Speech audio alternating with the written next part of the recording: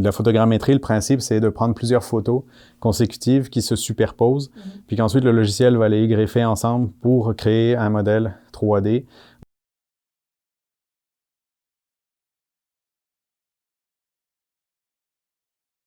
Moi, je m'appelle Guillaume Bouvard. Je suis technicien en bâtiment de formation et je suis arrivé en Abitibi en 2009 depuis la France. J'ai commencé dans une firme de génie conseil à Rouyn-Noranda directement. Je suis resté 5 ans à peu près et j'ai décidé de changer d'emploi. Je suis parti pour un entrepreneur et aujourd'hui, depuis 2016, je me suis joint à l'équipe de LIDER ici à Rouyn. Justement, est-ce que tu peux nous présenter l'entreprise? LIDER, c'est une petite firme de génie conseil. On est 8 employés. On propose des services courants d'ingénierie, tous les services possibles là, qui sont reliés au génie. Dans le fond. Puis on propose également un service de gestion de projet. Présentement, c'est nous qui gérons la construction du nouvel aéroport de Rouyn-Noranda. Et puis, on fournit des services également de dessin assisté par ordinateur et services de numérisation en 3D. Aujourd'hui, on s'intéresse au numérique, justement. Ouais. Vous avez développé, comme tu disais, une technologie pour numériser des scans 3D, faire des scans 3D en fait. Est-ce que tu peux nous expliquer ce que c'est et puis un peu simplement comment ça marche? Oui, c'est ça, je vais essayer de vulgariser. Dans le fond, on n'a pas développé cette technologie, mais on l'utilise allègrement. C'est via un scanner 3D. Donc, dans le fond, c'est basé sur la lumière. C'est-à-dire que c'est un rayon laser qui va et qui vient pour mesurer des distances. Et il fait ce qu'on appelle un balayage, c'est-à-dire qu'il tourne sur lui-même à 360 degrés. Il mesure 1 million de points par seconde. Fait que ce qui permet de mesurer tout ce qu'on voit autour de nous. Donc, il ne voit pas à travers les murs, mais il voit ce on voit. Ça permet d'avoir un nuage de points. C'est vraiment de la réalité virtuelle, c'est-à-dire qu'on arrive, ce qu'on a dans notre nuage de points, c'est les conditions réelles. Okay. Et puis c'est au millimètre près, fait que c'est ça. C'est quoi les applications courantes de cette technologie? Alors, la plupart du temps, on va s'en servir dans nos projets pour faire des relevés, surtout quand on fait de la rénovation, de l'agrandissement. On va avoir des conditions qui vont être réelles avec le nuage de points qui vont nous permettre de faire la nouvelle bâtisse, si c'est une extension, ou bien de positionner des nouveaux équipements dans une mine, par exemple. Le but, c'est de gagner du temps pendant la conception pour éviter les problèmes au chantier. C'est quoi les avantages de cette technologie et puis qu'est-ce que ça apporte en fait aux entreprises qui font appel à vous? L'avantage surtout, c'est de ne pas avoir à revenir au chantier. Souvent, ça coûte très cher parce que les chantiers ne sont pas nécessairement à côté. On est en Abitibi, il y a des grandes surfaces à couvrir.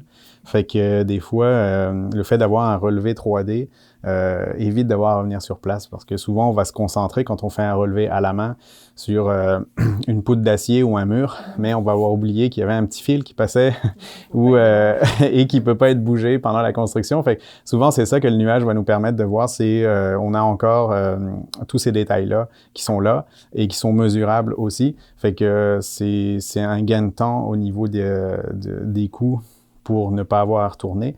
Ça permet aussi de faire des relevés en hauteur sans avoir à se monter dans une nacelle. Par exemple, pour faire un relevé de façade de bâtiment extérieur, on peut se positionner en avant dans la rue et pouvoir mesurer jusqu'au toit sans problème. On a une portée de 370 mètres. Par exemple, on est allé relever la cathédrale d'Amos. Eux autres voulaient vérifier des fissures dans le dôme au niveau de la cathédrale, ce qui est une hauteur considérable. Là. Je pense qu'on parle de 40 mètres de haut. Et donc, c'était possible avec le scan 3D en haute résolution. Le scan a pris à peu près 1h15.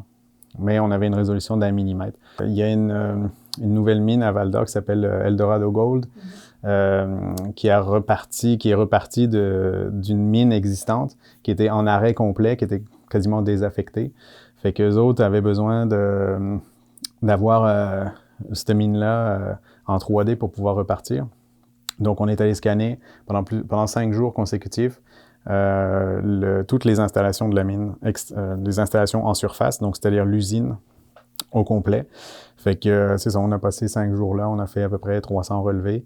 Et puis, c'était un nuage de points qui était énorme. C'est sûr que le défi aussi des données qui sont retirées de ça, c'est que ça prend des machines pour les faire rouler qui sont assez grosses. Aujourd'hui, on essaye d'utiliser les solutions info-nuagiques pour que nos clients puissent consulter leur nuage en ligne sans avoir à avoir le nuage sur leur machine, parce que ça prend des machines vraiment avec des mémoires qui sont considérables. Et aussi, c'est ça, on a un service de relevé par drone aussi depuis 2019. Donc, on a un drone professionnel qui nous permet de fournir des informations au centimètre près.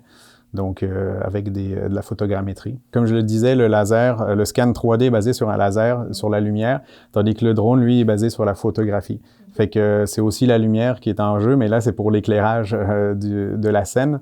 Donc, il permet la photogrammétrie, le principe, c'est de prendre plusieurs photos consécutives qui se superposent, puis qu'ensuite le logiciel va les greffer ensemble pour créer un modèle 3D ou une géophoto, ce qu'on appelle. C'est une photo qui est géoréférencée et sur laquelle on va pouvoir prendre des mesures aussi. Le résultat est quasiment le même puisqu'il permet aussi de produire un nuage de points, mais de manière un peu moins précise que le scan 3D qui, lui, est vraiment fait pour ça. Ça permet de couvrir des plus grandes surfaces en un temps vraiment record. Là. Quand on va aller voir des zones forestières ou bien inspecter